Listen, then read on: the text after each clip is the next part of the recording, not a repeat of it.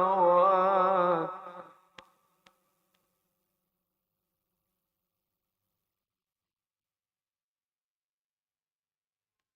وهو بكل شيء عليم.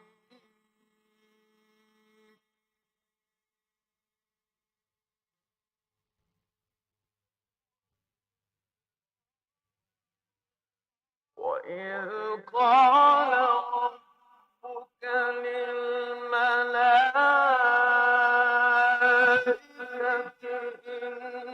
إني جاعل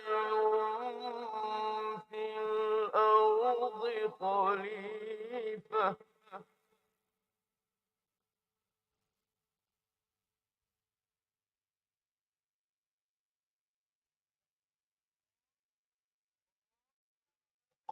قالوا أتجعل فيها من يفسد فيها ويسفك الدماء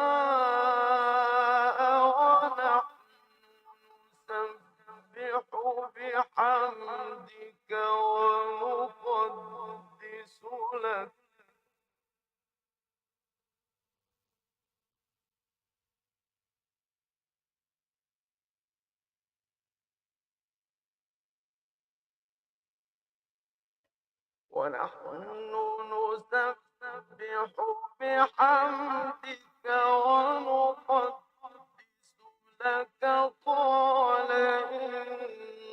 إني أعلم ما لا تعلمون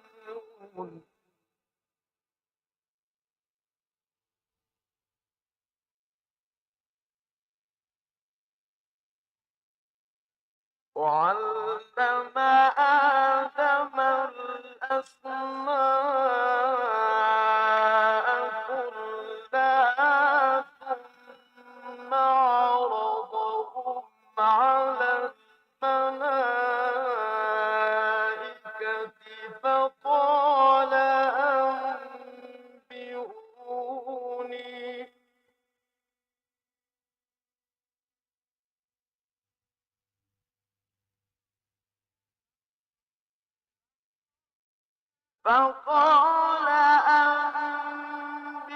أنبئوني بأسماء هؤلاء إن كنتم صادقين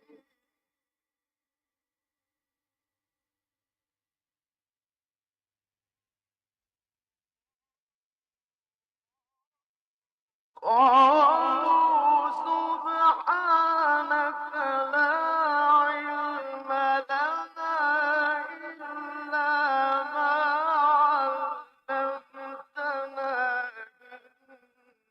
إنك أنت العليم الحكيم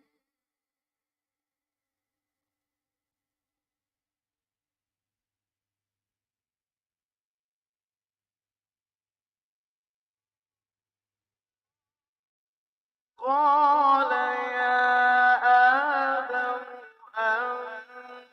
أنبئهم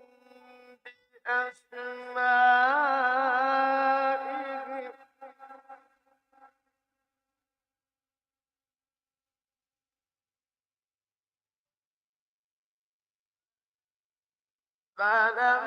فلما أنبأهم بأسمائهم قال ألم أقل لكم إني أعلم غيب السماوات والأرض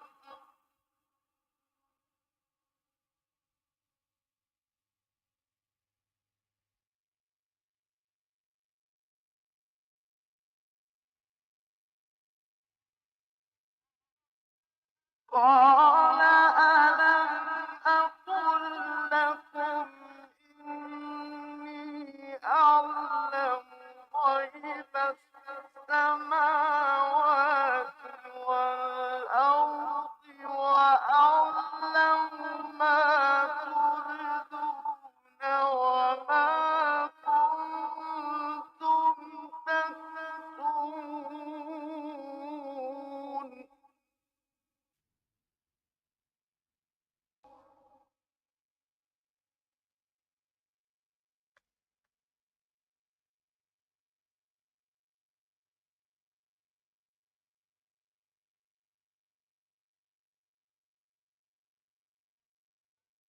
وَإِذْ قُلْنَا لِلْمَلَائِكَةِ اسْجُدُوا لِآدَمَ فَسَجَدُوا إِلَّا إِبْلِيسَ أَبَىٰ وَاسْتَكْبَرَ وَكَانَ مِنَ الْكَافِرِينَ.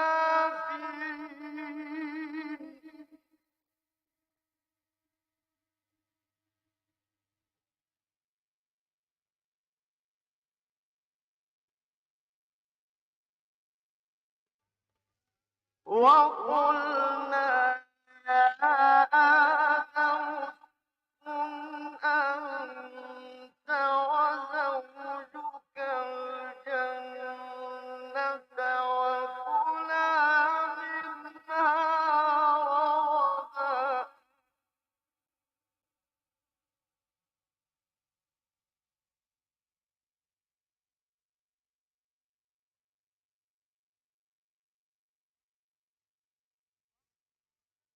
وَكُلَا مِنْهَا رَغَدًا حَيْثُ شِئْتُمَا وَلَا تَقْرَبَا هَٰذِهِ الشَّجَرَةَ فَتَكُونَا مِنَ الظَّالِمِينَ.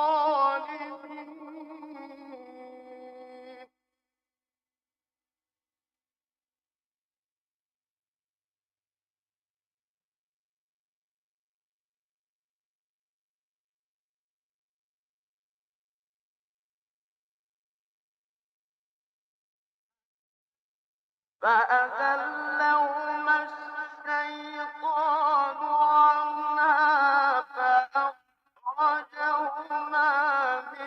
مِمَّا كَانَا فِيهِ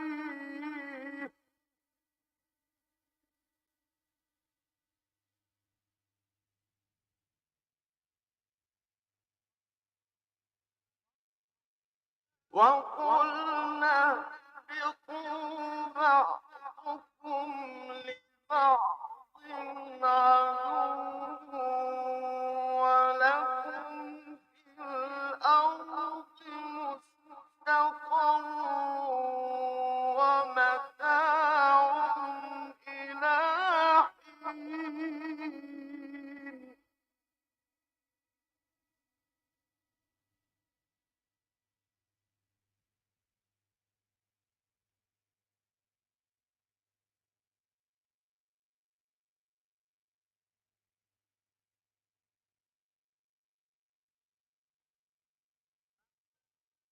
فَتَلَقَّىٰ آدَمُ مِن رَّبِّهِ كَلِمَاتٍ فَتَابَ عَلَيْهِ ۚ إِنَّهُ هُوَ التَّوَّابُ الرَّحِيمُ.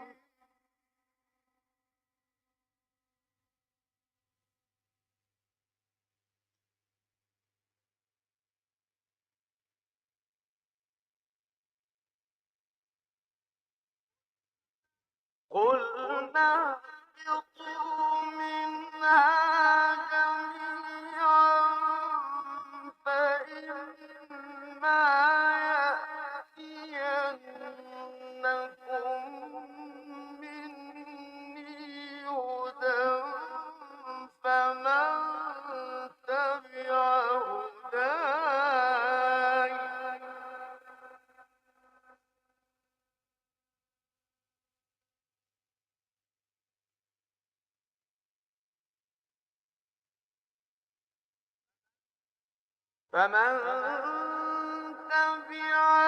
هُدَايَ فَلَا خَوْفٌ عَلَيْهِمْ وَلَا هُمْ يَحْزَنُونَ.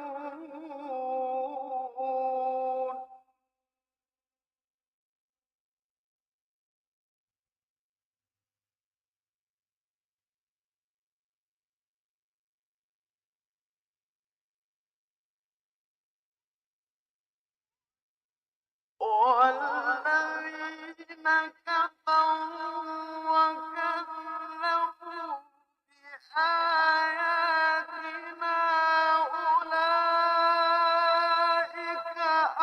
أصحاب النار هم فيها خالدون.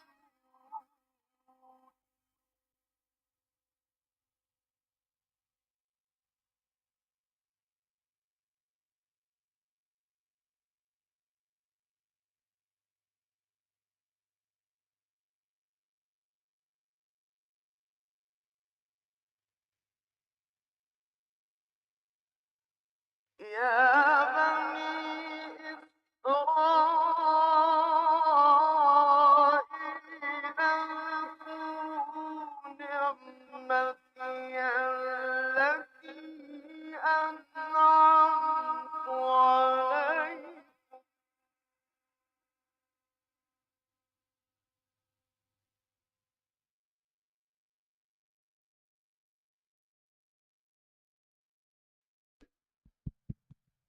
صلوات على محمد وآل محمد.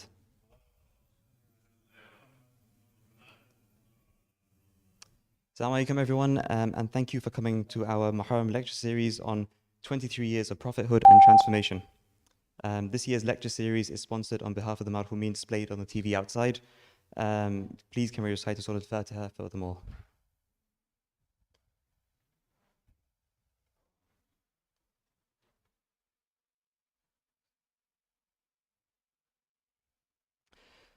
Just a quick health and safety notice. In case of any emergency, the fire exits are located at the back of the chapel, just there. And the main entrance outside where you came through, and the two double doors by the dining room. So without further ado, I would like to invite Shaykh Arif Abdul Hussain to deliver tonight's lecture. Please can I request that you recite the loud salawat and move to the front of the room, please.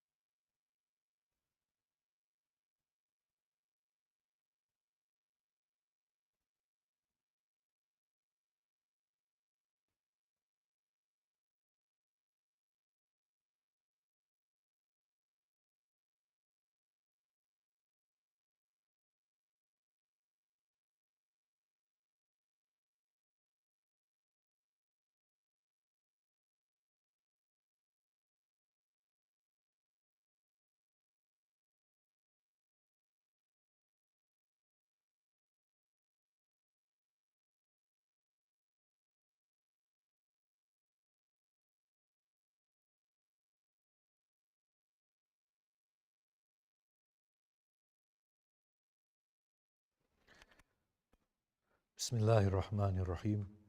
الحمد لله رب العالمين الذي هدانا لهذا وما كنا لنهتدي لولا أن هدانا الله، والصلاة والسلام على أشرف الأنبياء والمرسلين شفيع ذنوبنا وطبيب نفوسنا وحبيب قلوبنا أبي القاسم محمد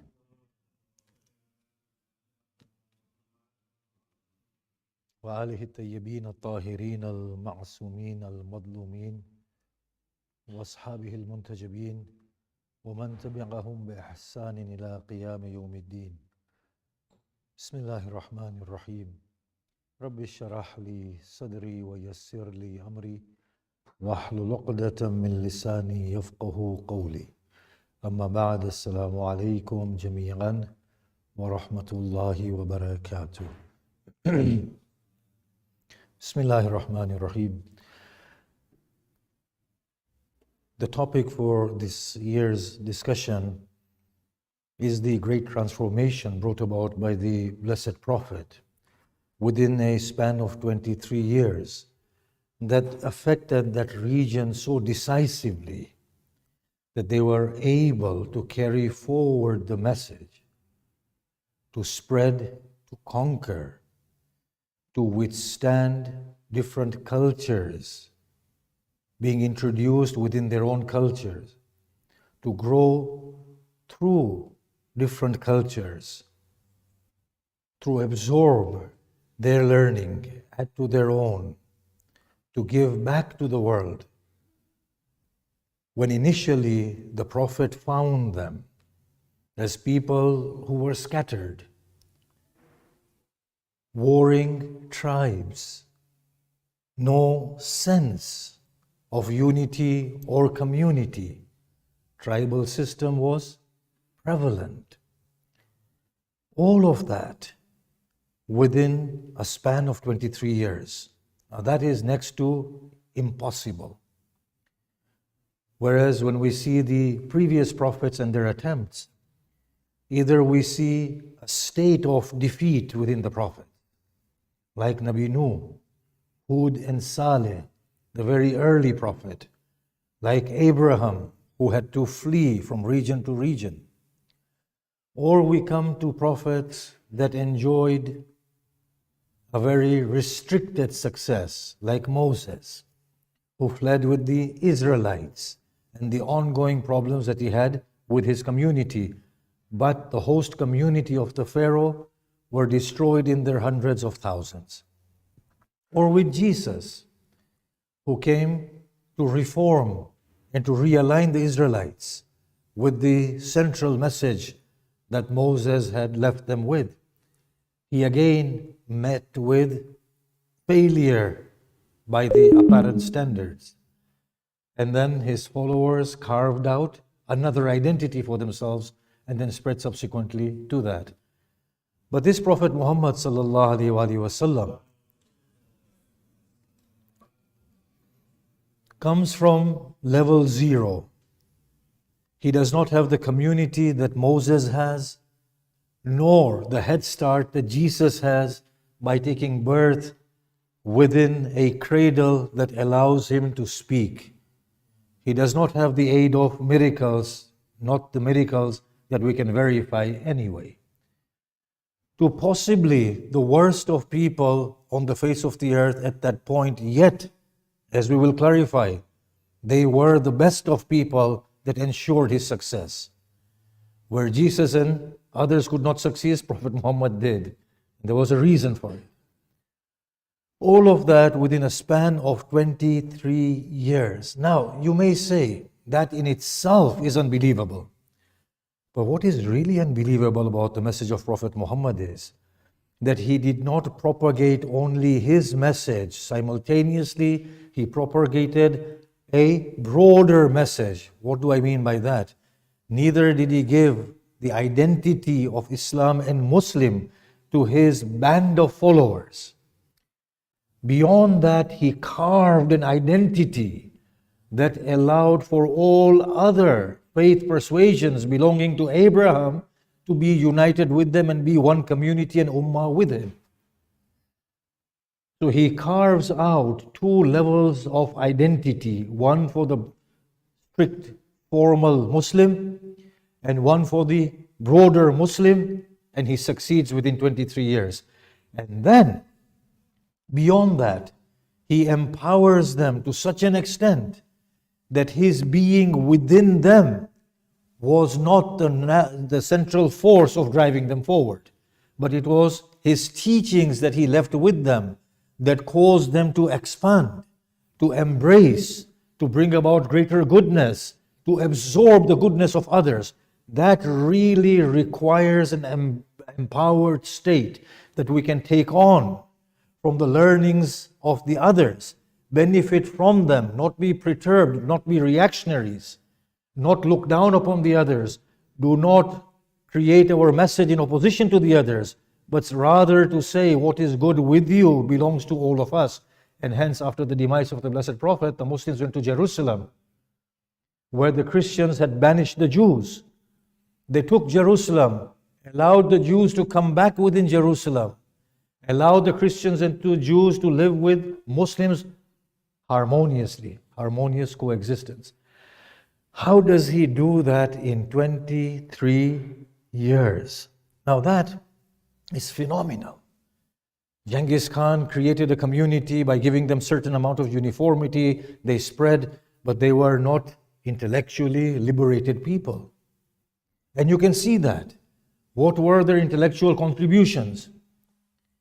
When they went to the Middle East, look at the amount of pillaging, the amount of killing and murders that happened. Whereas the early Muslim conquests, We do not witness that amount of killing. And we do not witness them burning books or literature. We witness them learning from the others. That requires the initial reformer to have empowered them and intellectually liberate them. Now, when we look at the factors, we find an amazing story coming out. Now, why did I choose this topic for this year? A dear friend of mine asked me, he said, what was the reason for the success of Prophet Muhammad in such a short span of time? Now, when you start looking at it, you feel that, well, no, I can't find a single factor. There is a variety of factors that are involved. And then again, the Prophet Muhammad is indistinguishable, and you cannot disconnect him from the revelation. So the revelation and the Prophet Muhammad are going hand in hand in this missionary role. 3, you can't even detach his community, his circumstances, and his immediate context from him. So there is a variety of things happening with the Prophet Muhammad that allow him to bring about such a transformation within his community that is unparalleled, unmatched, unequaled, and unseen in the history of the prophets that went before him. In the prophetic phenomena, we do not see anyone achieving such success and transformation within their own lifetime, and that too in meager 23 years of preaching. The first thing, when we look at the context, we find that no, the context was ripe. They were ready to receive a message. That's the interesting thing. The people around him were actually the ideal people to receive him. When we look further into it, we find that no, there are greater dynamics at play that we are not thinking about. There is something phenomenal that is happening to which we have not awoken yet. And we need to take a closer look at the Quran in order to decipher this. Now, when we look at the Quran and the role of the Prophet Muhammad, it seems that it was all predestined. It was destined to happen at that very moment. And everything was coming together. It's amazing the way things are happening. There were 2 things that were to be done. 1, safe passage for the Israelites to cross over to the other side of the sea. 2, the drowning of the Pharaoh and his forces for their insubordination, their obstinate behavior, their rejection, not rejection, their defiance of the truth. Can you imagine? After a lengthy patch of time, both the groups find themselves at the banks of the sea. One facing a certain death, the other anticipating a certain victory, the chariots running behind them, the Israelites crying to Moses, and they are saying, now what, Moses? Now what? Either we drown or we get butchered. At that point, the sea splits. The Israelites are led to safety. The Pharaoh subdues them, pursues them, and the seas close up. Look at the beauty of this. They were led to that point to meet there precisely. And precisely at that point, the seas were going to split. One is going to be delivered, the other one is going to be destroyed. Does that then not intrigue the mind as to what is happening in reality? There is something going on here. Something far grander and greater than what we have been able to intuit or been able to decipher or think. The best of our intellectual abilities have not been able to grasp what is really happening. There is a story, a grander story that we are not awakening to. Now look at the Quran. The precise details of Qiyamah are in there. Al-Qari'ah, Mal-Qari'ah, the striking calamity. And what make it known to you? What is the striking calamity? Man shall be like scattered moth at that day.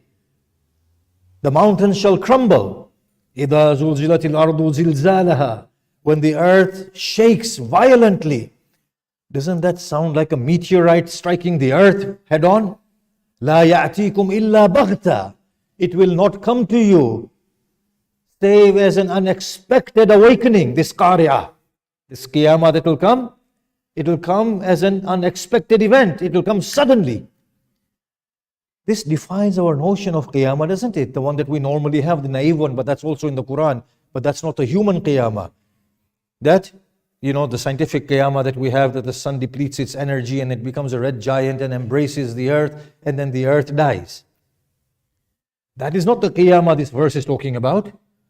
This qiyamah is precisely calculated.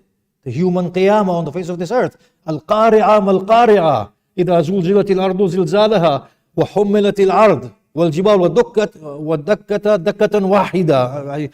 Forgive me, because when I'm in my stride I forget the actual Arabic of the verses. When the earth is lifted and given a violent shaking. This has all been mentioned in the Quran. It's all predestined. Isn't that amazing? Yet there is unpredictability in the Quran. There is leverage for change. We will discuss that as well. But look at this. How Quran awakens us that all of these things that are here are accurately and meticulously planned. Joseph's brother took him. وَلَمَّا ذَهَبُوا بِهِ وَأَجْمَعُوا أَن يَجْعَلُوهُ فِي غَيَابَاتِ الْجُبِّ. When they gathered and they concluded that they will cast him within the depths of the earth. وَأَوْحَيْنَا إِلَيْهِ. We reveal to Joseph at that point, لَتُنَبِّئَنَّهُمْ بِأَمْرِهِمْ هَذَا وَهُمْ لَا يَشْعُرُونَ. There shall come a time when you shall inform them of this deed of theirs, and they shall not be aware. Read Surah Yusuf. Joseph says to them, do you not remember what you did to his brother previously? They say, Anta Yusuf, are you Joseph?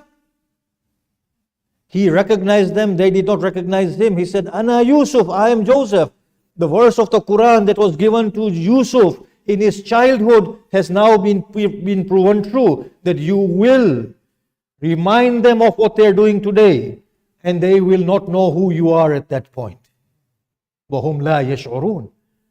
So Joseph was told of a future event that was going to transpire. Isn't this amazing? Yet, there is unpredictability within the Quran. إِمَّا نُرِيَنَّكَ بَعْضَ مَا نَعِدُهُمْ أَوْ نَتَّوَفَّيَنَّكَ مِنْ قَبْلِ.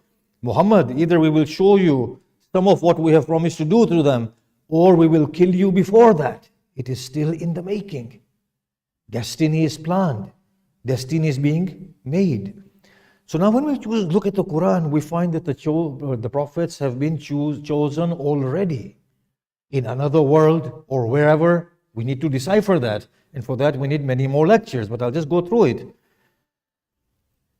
Iblis converses with God. He refuses to prostrate. God says, out with you, and upon you is my curse till the day of judgment. Upon you is my curse. Now look at what Iblis says. قَالَ رَبِّي فَأَنظِرْنِي إِلَى يَوْمِ يُبْعَثُونَ. O Lord, then spare me till the day in which they are going to be raised. So Iblis already has this foreknowledge that they, Adam and his progeny, will be raised on the day of Qiyamah. He already has that foreknowledge. God says, you will be spared till an appointed time. Then what does he say? قَالَ فَبِعِزَّتِكَ.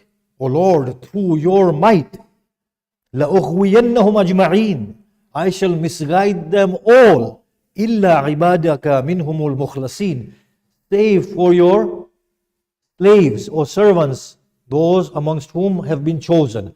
So he knows about the prophets as well. This is at the creation of Adam. Refusal to bow down to Adam, Iblis has all this knowledge that there will be prophets amongst them. But Adam was chosen to live inside the garden, Iblis. He was never meant to come to the earth. But Iblis seems to know that Adam is going to come to the earth. There will be prophets. The prophets was not an afterthought as we have imagined. Look at the verse. of Surah Baqarah. قُلْ نَهْبِتُوا مِنْهَا جَمِيعًا. Descend from it all together when Adam ate from the forbidden tree. فَإِمَّا يَأْتِيَنَّكُم مِّنِّي هُدًى فَمَنْ تَبِعَ هُدَايَ فَلَا خَوْفٌ عَلَيْهِمْ وَلَا هُمْ يَحْزَنُونَ. All together descend, and whenever guidance comes to you from me, then he whosoever follows my guidance, no fear shall come upon them, nor shall they grieve. This verse is revealed at Adam eating the fruit after Iblis misguides him. But Iblis seems to have known this prior to this. Iblis already knows that there will be prophets coming. And this appears to be a subsequent verse. In any case, look at this verse. وَأَوْحَيْنَا إِلَىٰ أُمَّ مُوسَىٰ أَنْ أَرْضَعِيهِ. And we revealed upon the mother of Moses, nurse him. وَإِذَا خِفْتِ عَلَيْهِ فَالْقِيهِ فِي الْيَمِّ وَلَا تَخَافِ وَلَا تَحْزَنِي. And when you are fearful, then place him within the river. Do not be fearful, nor be grieved. إِنَّ لَرَادُوهُ إِلَيْكِ وَجَاعِلُوهُ مِنَ الْمُرْسَلِينَ. We will cause him to return to you, and we will make him amongst the messengers. This is at the birth of Moses. The revelation is telling Musa, we are going to bring him back to you, and we will make him into a messenger. It is already done. It's a done deal. It's destined. Look at the other verse. وَإِذْ قَالَ عِيسَى ابْنُ مَرْيَمْ يَا بَنِي إِسْرَائِيلِ إِنِّي رَسُولُ اللَّهِ إِلَيْكُمْ مُصَدِّقًا لِمَا بَيْنَ يَدَيَّ مِنَ التَّوْرَاةِ وَمُبَشِّرًا بِرَسُولٍ يَأْتِي مِنْ بَعْدِي اسْمُهُ أَحْمَدُ. When Isa, the son of Mary, said to the Israelites, I am a messenger of God. I have come to verify whatever you have of the truth. And I am here to give you the good news of a messenger that will come, who will come after me, and his name is Ahmad. Isn't that amazing? Something else is happening here. These are not coincidences. That suddenly the Prophet Muhammad showed up because the society was so bad and then he did everything he did. No, things are fine-tuned. And that is why they happen so rapidly when the decree of God descends. And then the verse of the Quran, الَّذِينَ يَتَّبِعُونَ الرَّسُولَ النَّبِيَّ الْأُمِّيَ الَّذِي يَجِدُونَهُ مَكْتُوبًا عِندَهُمْ فِي التَّوْرَاةِ وَالْإِنْجِيلِ. And the people who follow the Rasul, the Ummi amongst the Ummi, the one they find inscribed and written within the Torah and the Injil. Now I know I'm giving a lot of verses, but these are relevant and necessary. I'll go through another verse. So that means that the Jews and the Christians have read about Prophet Muhammad in Torah and in Injil. It was already destined that he will come at an appointed time. This is the reason why the Jews and the Christians were expecting a messenger to come at that point. In any case, this is a very interesting verse. Not to say that the others aren't. وَإِذْ أَخَذَ اللَّهُ مِيثَاقَ النَّبِيِّينَ لَمَا آتَيْتُكُم مِّن كِتَابٍ وَحِكْمَةٍ ثُمَّ جَاءَكُمْ رَسُولٌ مُصَدِّقٌ لِمَا مَعَكُمْ لَتُؤْمِنُنَّ بِهِ وَلَتَنْصُرُنَّهُ. And when Allah took the covenant of the prophets, whatever I shall give you of the book and wisdom, and then shall come to you a messenger verifying what is with you, that you will bring faith in him and you will assist him. قَالَ أَقْرَرْتُمْ. He said, have you taken my pledge on this oath? وَأَخَذْتُمْ عَلَى ذَلِكُمْ إِسْرِي. And do you pledge to it? قَالُوا أَقْرَرْنَا. They said, yes, we agree with this pledge. قَالَ فَاشْهَدُوا وَأَنَا مَعَكُمْ مِنَ الشَّاهِدِينَ. God says, then bear witness, and I too will bear witness. Now, of course, the Muslim Mufassirin will say that the oath was taken from the people of the prophets, but that's not what the verse says. In any case, even if it was taken from the people of the prophets, it's talking about a futuristic event that was already planned. But if you read the verse carefully, it's a pre-worldly oath. It's a pre-worldly oath where all the prophets were gathered and asked, I will give you a book. And when a Rasul comes, and this Rasul is not Prophet Muhammad, but this Rasul is probably Ruhul Quds or Jibraeel, who brings to you what I have given you to verify it, that you will attest to the truth of what you have received at that point, and you will begin to remember all these things. In any case, all of these verses are showing that the prophetic arrival was predestined. Things were meant to happen. Now look at the dua of Nabi Ibrahim. ربنا وابعث فيهم رسولا منهم يتلو عليهم آياتك ويعلمهم الكتاب والحكمة ويزكيهم. Abraham and Ismail prayed, O Lord, send within them a messenger from them who will recite upon them your signs and teach them of the book and wisdom. In Surah Jum'ah, God responds, هو الذي بعث في الأميين رسولا منهم يتلو عليهم آياته ويزكيهم ويعلمهم الكتاب والحكمة. He is the one who sent within the Ummis a messenger from them who recites upon them his signs, purifies them and teaches them the book and wisdom. So we are seeing that the coming of the Prophet Muhammad was expected. It was something that was destined. And it was destined to happen at a particular time, in a particular region, to a particular people who would be the most ideal people to act as a catalyst to spread and promulgate his message to all four corners of the world. Because the situation was ripe. It was conducive. However, the way of the human beings is a way that is gradual, the human context. It's amazing again the way the Quran is behaving, the truths that it's telling us. No, preach to them. I have preached to them, Lord, kill them now. No, now make an ark. I have made an ark. They are mocking at me, they are laughing at me. Worry not, persevere with your ark. Can you imagine how long it takes to make an ark? An ark that will carry two of every animal. God is great. At one instance he says to the fire, وَقُلْنَا يَا نَارْ كُونِي بَرَدًا وَالسَّلَامًا عَلَى إِبْرَاهِيمَ. We said to the fire, become cold and safe for Abraham. You just said it, it happened. You are saying in the Quran, إِنَّمَا قَوْلُنَا لِشَيْءٍ إِذَا أَرَدْنَاهُ إِنَّمَا قَوْلُهُ لِشَيْءٍ إِذَا أَرَادَهُ أَنْ يَقُولُ لَهُ كُنْ فَيَكُونَ. He just says, be, and it is. Why put this poor old man through all this strife? Isn't that amazing? Noah has to go through this sequential process of inviting them, then cutting down trees, then building ark, then gathering two animals everywhere. But things are happening within the human context. Many other things are happening around that we are not privy to or we've not opened up. But all of them are falling into place gradually.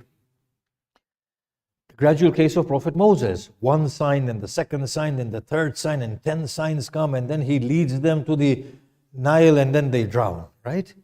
Everything is happening within a slow, steady human context. So it's a destiny that is fixed, intertwined with the way in which humanity is operating. And everything is coming together steadily and properly. Now look at the community of the Prophet.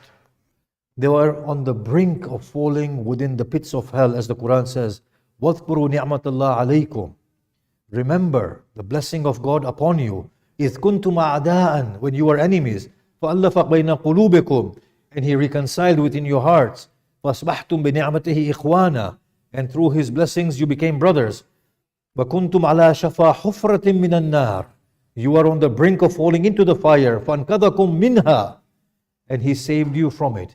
Now these people knew nothing but discord, tribalism, warring. There was a huge disparity between the rich and the poor. There was a class system. There was exploitation in parts. No real purpose or contentment. There were a variety of faiths at that point. The cultures of the time, some of them were burying their daughters. Some of them were offering child sacrifice. Generally, there was inner and outer discontentment. If the Prophet Muhammad were to have gone to Byzantine Empire or the Persian Empire and preached his message, he would not have had the success. Because those people had background of knowledge. They were living in a more comfortable, secure environment, although there were ongoing wars between the Byzantines and the Persians. But those people would have objected to his message on intellectual basis, as people do. People are very obstinate. When you come out with something very reasonable and something very logical, something very obvious and intuitive, the people who don't know much will accept, because their hearts will be able to intuitively accept it and the reason will agree to it. But you go to people who have studied in seminaries, in universities, they will reject you full force.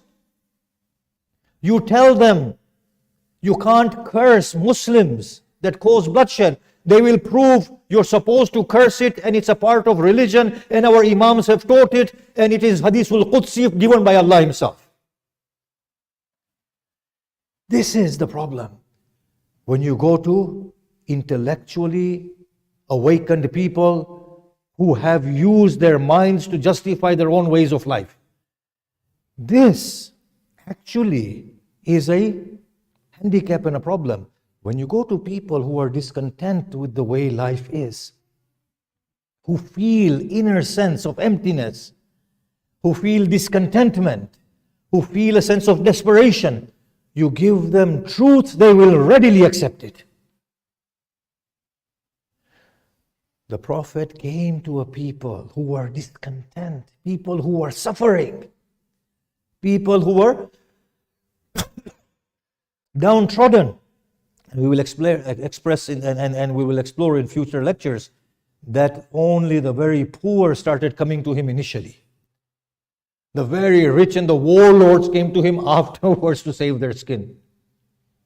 Many people came to him for differing reasons, but the fact is that the context was right. Their illiteracy, lack of access to knowledge actually worked in the favor of the Prophet, and that is the way Allah subhanahu wa ta'ala designed this particular destiny. The context was God-friendly. You might say, how was it God-friendly? They were killing, they were plundering. The fact is they were killing and plundering out of force of habit. They did not know any better. There was no other way of survival. Raiding caravans, belonging to tribes, tribal loyalties. That was the only way they could survive. Worshipping Lat, Uzza and Manat, the three goddesses, or Ghanarinkul Ula, the mediaries between them and God, because Allah was so lofty, they did believe in Allah. Or Hubal, one of their major gods.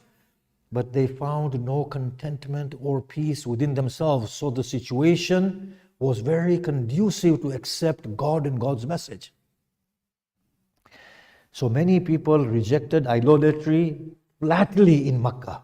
They were the Hanafis, and they were trying to follow the minimalistic Abrahamic faith. They were not worshipping idols at all. Some people were viewing God as such a lofty being that could not be reached, and that too in them, in their hearts, did not sit well. And the beautiful way in which the Quran uses these sentiments. قُلْ عُدُوا اللَّهَ أَوِ الرَّحْمَنِ. Say, call Allah or call Rahman. أَيًّا مَا تَدْعُونَ فَلَهُ الْأَسْمَاءُ الْحُسْنَى. Whichever one you call, for him are the beautiful names. The Arabs used to worship God, the Supreme God, with two names. Ilahan or Allahan and Rahmanan. The Quran kept those names for the sake of familiarity. Of course, Allah has a very lofty meaning, no doubt. But I'm saying that's also one of the reasons that was impactful, that the same names were kept. The Jews and the Christians. Now look at this curious event. The Jews and the Christians were saying to the Arabs, a prophet is due to come, and he will come to us. We will predominate. The Arabs felt unsophisticated. They did not feel people who had such noble messengers come to them from God and lead them aright. So obviously the Arabs might have had this sense of jealousy as well in them. And then suddenly they find, oh, it's an Arab messenger. Imagine the sense of pride they took. All of these things were curiously working in the favor of the Prophet. Because Jews and the Christians liked what Muhammad Rasulullah preached. They hate that he was an Arab. They hated that he was an Arab. The Arabs hated what he preached, but loved the fact that he was an Arab. It was all working. And How was it all working? It's phenomenal. The context was so ripe. And then, of course, when somebody like Muhammad Rasulullah stands and delivers the message, then they see the impeccable nature of his character, his genealogy, coming from Abraham and Ismail, coming from the lineage of the one who uncovered the Zamzam, coming from Abdullah, his father, who was ransomed for 100 camels, the person known as the most trustworthy, as the most truthful one, a person known for his calm demeanor, his sound judgment, his penetrative insight, and his wisdom. They actually felt a sense of relief as well, that he is an Arab and he is the best amongst us in his lineage. He's from the Quraysh, enjoys the protection of Abu Talib. They are the people who give water to the Hujjaj, high prestigious tribe, high prestigious genealogy, impeccable moral. All of these things were working in the minds of the people. Now, they also saw him as a human prophet. They did not see him as a miraculous phenomena. They actually saw him as a human prophet. They were saying on many occasions, Muhammad, is this your discretion or discretion of God? Are you saying this or is God saying it? And you will see as we go into these lectures, on so many occasions the Quran intervenes and put things right. On so many occasions the Quran gives direction to the Prophet. On so many occasions the Quran justifies the decision of the Prophet, and then the people find comfort with that no, the loftier source has condoned this decision, so we can follow his decision here. At one point they used to be critical of the Prophet about his decision, and then the Quran will intervene. And then they would say, okay, fine, now God has intervened, so that decision was right. They actually found comfort in the fact that this man is not making things up. He is being led by revelation, step by step, and he himself is growing through the experience. And this is the point I want to make today emphatically, and stop at this. You see, they saw the Prophet. They saw that he is growing with his experiences. He has no special status above us. And of course, you know that verse of the Quran, قُلْ إِنَّمَا أَنَا بَشَرٌ مِثْلُكُمْ. I am a human like you. In fact, that word bashar is an intriguing word that we need to deal with at some point. Yuha ilayya. It has been revealed upon me. So he introduces himself as a mere mortal. Now think about this. Had he come like Jesus, taking birth without the agency of a father, speaking inside his cradle, being pedestalized like God, who would have followed him? You cannot emulate a person like that, can you? You've made him into a superhuman. But Muhammad Rasulullah, no. They said, no, you know what? He never spoke like this. He has never ever uttered such words. Yes, his conduct, his character is flawless. But this knowledge he has never had previously. This penetrative insight to this extent he has not displayed before. In kuntum fi raybin mimma nazzalna ala abdina fa'tu bi suratin min mithlihi. And if you are in any doubt as to what we have revealed upon our servant, then bring a surah from his like, Muhammad's like, who has not studied anything.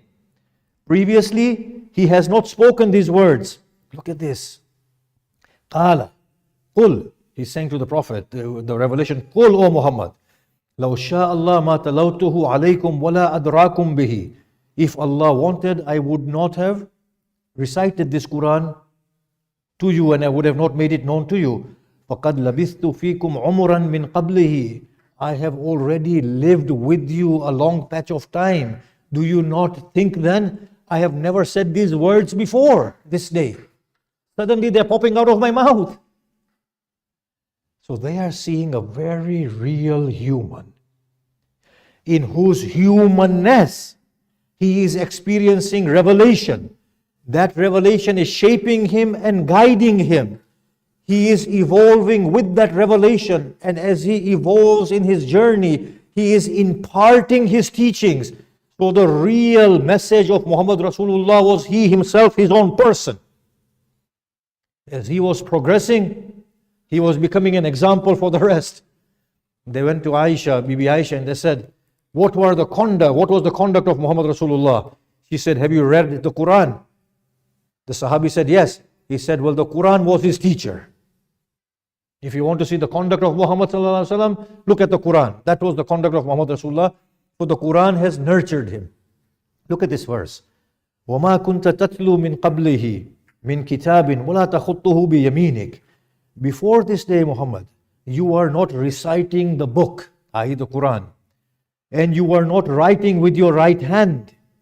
Had you been reading, reciting and writing, إِذَنْ لَارْتَابَ الْمُبْطَلُونَ, then at that point the falsifiers would have cause to be suspicious. You have not written anything with your hand. You have not read anything. You have not received this knowledge from anywhere else. Previously, there's no record of you doing these things. It's suddenly popping out. He's a human to the core who is experiencing revelation. The revelation is shaping him. And as the revelation is shaping him, he becomes an example for all. So the real vehicle of change are not the teachings of Muhammad sallallahu alaihi wasallam. It's Muhammad in his entirety. And Muhammad in his journey. So he is not coming at the initial stage as a teacher like Isa, who comes as a teacher to teach them. Right? Isa says, وَآتَانِيَ الْكِتَابَ وَجَعَلَنِي نَبِيًّا. He has given me a book and he has made me a Nabi. Prophet Muhammad does not make a claim like that. As he receives the kitab, he gives the kitab. As the kitab comes to him, it modifies him. As he is being modified, that is the teaching to the onlooker. That is how you're supposed to be modified. What a phenomenal story this is. When we read the Quran and see the Prophet, and the circumstances will say, amazing. The Prophet does not come to teach them. The Prophet himself is a model. He is being nurtured, and the nurturing that he receives is the teaching for the rest. Now, look at Surah Qiyamah. Now, he was the ideal recipient for this message. Look at Surah Qiyamah. I have cited this example so many times, that the Prophet in the beginning of the revelation, and Maududi comments that this was possibly one of the first surahs and revealed in Makkah, in the Meccan phase, that the Prophet used to struggle to remember the verses. So he would pronounce it quickly so they could be inscribed. لا تحرك به لسانك لتعجل به. Do not hasten your tongue. Do not move your tongue to hasten its delivery. O Muhammad, be at ease. We will gather it. We will compile it. We will recite it. If you forget a verse, it's okay. We will replace it with another one. ما ننسخ من آية أو ننسيها. We do not abrogate a verse or cause it to be forgotten, but that we come back with a verse of its kind or better than it. These are the human stages of the Prophet. He was going through all these human experiences. And he was the most malleable of all people there. And that's why his prophethood worked. How? The revelation molded him in a context that was looking at him very, very closely. And through him they were learning. So now, the verse that I recited, قُلْ لَوْ شَاءَ اللَّهُ مَا تَلَوْتُهُ. Now tell me, if Ruhul Quds or Jibrail comes to any one of us and says, قُلْ in our ear, or sits in front of us, nobody else can see him. He says to me, قُلْ. What will I say? I will wait for the instruction, won't I? قُلْ هُوَ اللَّهُ أَحَدٌ. I would just say, هُوَ Allah أَحَدٌ. Right? Why would I repeat قُلْ? قُلْ means say. So Jibrail is saying, Muhammad, say. Muhammad Rasulullah will ask, what should I say, Jibrail? هُوَ اللَّهُ أَحَدٌ. He is Allah the One. So Muhammad Rasulullah then should speak, He is Allah the One. The Prophet had no need to repeat Qul, the word say. Now we are all saying it, say He, Allah is One. Till the day of Qiyamah we'll repeat it. That tells a story that the prophetic slate was so untarnished So clean. One of the biggest problems raised against scripture is what? That even if God has revealed it, the recipient, whichever prophet it was, has interpreted it within their own context and then subsequently given it out. Does that make sense? You give me some teaching, I will absorb that teaching, understand it, digest it, then articulate it. The articulation is not the same as what was given to me. If the same thing that is given to me was given to you, you might interpret it differently. But this medium known as Muhammad Rasulullah was such an untarnished medium. Qul huwa Allah ahad. He says, Qul huwa Allah ahad. He does not say huwa Allah ahad. So he was the most malleable of all the beings around him, and that's why he became the most eligible. Now you will say he was chosen from before. Yes, he was. And he was here as well. And he did not even know he was a human prophet. No, he didn't. He found out afterwards, and he remembered his possibly own status afterwards. But initially he didn't. And we are going to talk about this, the way that he was shaken through the first revelation. The way he was shaken shows that he wasn't aware of who he himself was. But God was. The loftier realms were. Now, the point I want to finish here is that the environment was conducive. This was already decided previously. Everything was coming together at that right time. With the analogy of Moses, as Moses strikes the Nile, the right time, the Nile breaks in two. Israelites cross. The Pharaoh, who is now destined to be destroyed, is destroyed. Everything happens at the right time. The context was ripe for the destiny to converge. These were the people who would accept his message. But how will they accept his message? These are not intellectuals. These are illiterate people. So the only message that can be imparted to them is the living message. A standing, walking, talking message. The message is not what Muhammad Rasulullah is speaking. The being of Muhammad Rasulullah is the message. And you will find that the Quran that is being revealed is actually being revealed by and large on the Prophet, for the Prophet himself and his mind, and the way he understood reality. He was the recipient of the message and he was the embodiment of it. So the teaching of the Prophet Muhammad initially was his own beautiful being.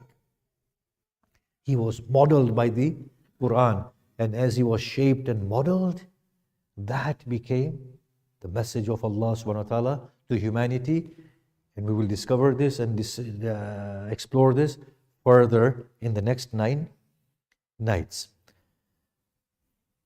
We come to the Shahada of our blessed Imam Hussain, the grandson of the blessed Prophet. When Muawiyah died, there was an agreement that Imam Hassan made with Muawiyah that Imam Hussain had to honor, that he will not appoint his successor after his death. So as long as Muawiyah was alive, the Imams would not revolt against him. And the Imams were noble. If they give their commitment, they would not. Now Yazid has come to the position of a caliph, a khalifa. And Imam Hussein's bay'ah is being sought by Walid, the cousin of Yazid. Now Imam Hussain here is not under any constraint of any pledge. If he were to pledge, he cannot revolt. He had two choices, either to abstain or to revolt. We know he went and revolted, but he creates that space for himself by not giving the pledge of allegiance. So when Walid demands his allegiance, the Imam says, would it not be better in the daylight, in the gathering of the people, you seek the pledge of allegiance and then I give it to you? Walid says, yes, indeed. Now you've heard the story that Marwan says, Walid, extract the Pledge of Allegiance or put him to death. Otherwise you will not find him again. And Imam Hussain, enraged, raises his voice. The Hashimis walk through at the aid of Imam Hussain, and Walid and Marwan are both shaken at the prospect of death. The next day Marwan meets Imam Hussain and says, look, I advise you to give allegiance to the Caliph. Imam Hussain responds, if Islam has become afflicted by a leader like Yazid, then I bid my farewell to Islam. This was the mindset of Hussein ibn Ali. That this religion that is there right now, with leadership of this sort, is not modeled on what my grandfather had given. And this is what we find in his statement. I do not come out in revolt, if that can be a translation, in order to cause corruption or to oppress. I want to call upon the religion of the Prophet of Allah, exhort to good, forbid evil, and go along the path of my grandfather and my father. But what makes Imam Hussein's message successful is not only his rejection of Yazid or his want to give his life, but the sort of resolve he had and the inner being and the caliber of his inner being and those around him. And I am a firm believer of this, that it was that spirituality of these people, it was that resolve of these people that has given this message endurance and gives it success. After 1,400 years, for us to sit here and to narrate this in itself is no less than a miracle, isn't it? Now look at those around him and you will see what was really happening. Muslim ibn Awsaja, a companion of Imam Hussain, a lover of Imam Hussain,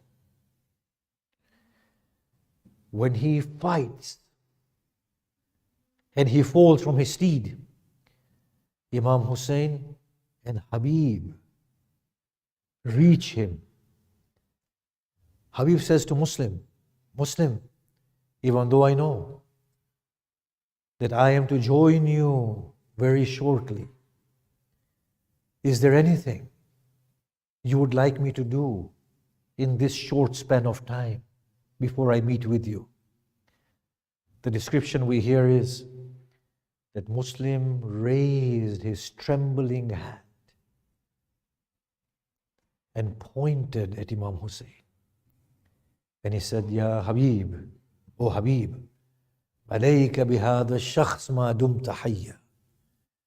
Protect this man for as long as you are alive. It was this passion, belief in their hearts that has caused this message to perpetuate. رحم الله من قرأ الفاتحة.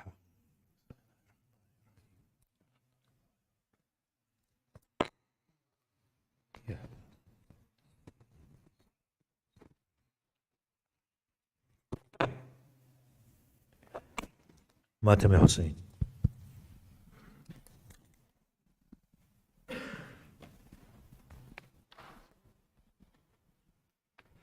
Ya Hussain, Ya Hussain, Ya Hussain, Ya Hussain, Ya Hussain, Ya Hussain, Ya Hussain, Ya Hussain. Tu badli mein chala jaaye chand Muharram ke Tu badli mein chala jaaye chand Muharram ke Tu badli mein chala jaaye chand Muharram ke تو بدلی میں چلا جا تجھے دیکھ کے مر جائے نا تجھے دیکھ کے مر جائے نا بیمار ہے سغرا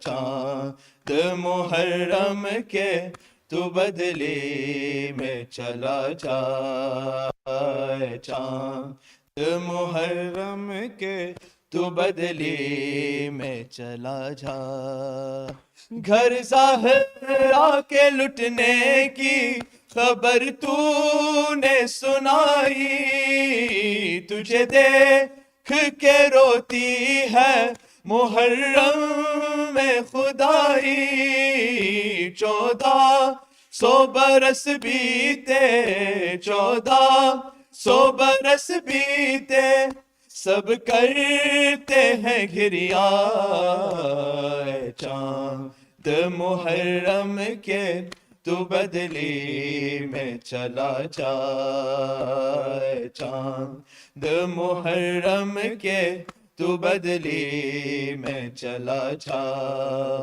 ملنے کے لیے بھائی کو بے چین بڑی ہے کب سے علی اکبر کی یہ راہوں میں کھڑی ہے بچھڑی ہے یہ مدت سے بچھڑی ہے یہ مدت سے اسے تو نہ نظر آئے چاند محرم کے تو بدلی میں چلا جا چاند محرم کے تو بدلی میں چلا جا ویران گھروں میں نہ اسے نیند ہے آتی اکبر کی جدائی ہے اسے خون رلاتی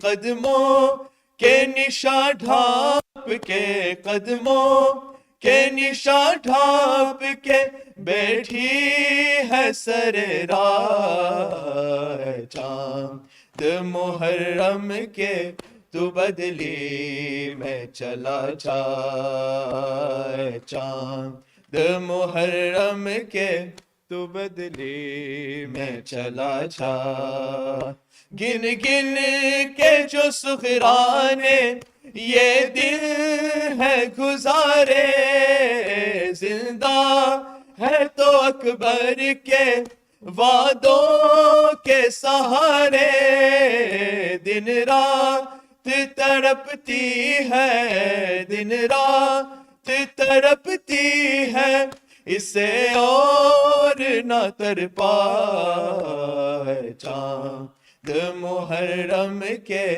تو بدلی میں چلا جا چاند محرم کے تو بدلی میں چلا جا بھائی کی جدائی میں پریشان ہے رہتی ہر روز یہ نانا کو رو رو کے ہے کہتی اکبر نہ ملا نانا اکبر نہ ملا نانا میں مر جاؤں گی تنہا چاند محرم کے تو بدلی میں چلا جا چاند محرم کے تو بدلی میں چلا جا سورة المبارکۃ الفاتحہ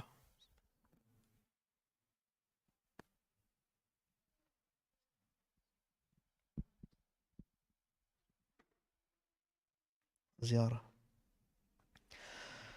السلام عليك يا رسول الله السلام عليك يا أمير المؤمنين السلام عليك يا فاطمة الزهراء السلام عليك يا خديجة الكبرى السلام عليك يا حسن المجتبى. السلام عليك يا أبا عبد الله الحسين، وعلى الأرواح التي حلت بفنائك. عليكم مني جميعا سلام الله أبدا ما بقيت وبقي الليل والنهار، ولا جعله الله راخر العهد مني لزيارتكم. السلام على الحسين وعلى علي بن الحسين وعلى أولاد الحسين وعلى أصحاب الحسين ورحمة الله وبركاته. السلام عليك يا علي بن الحسين ومحمد بن علي وجعفر بن محمد وموسى بن جعفر وعلي بن موسى ومحمد بن علي وعلي بن محمد والحسن بن علي والحجة بن الحسن، عجل الله فرجه وسهل الله مخرجه وظهوره. والسلام عليكم ورحمة الله وبركاته. وإلى أرواح المؤمنين والمؤمنات، رحم الله من يقرأ الفاتحة مع الصلاة على محمد وآل محمد.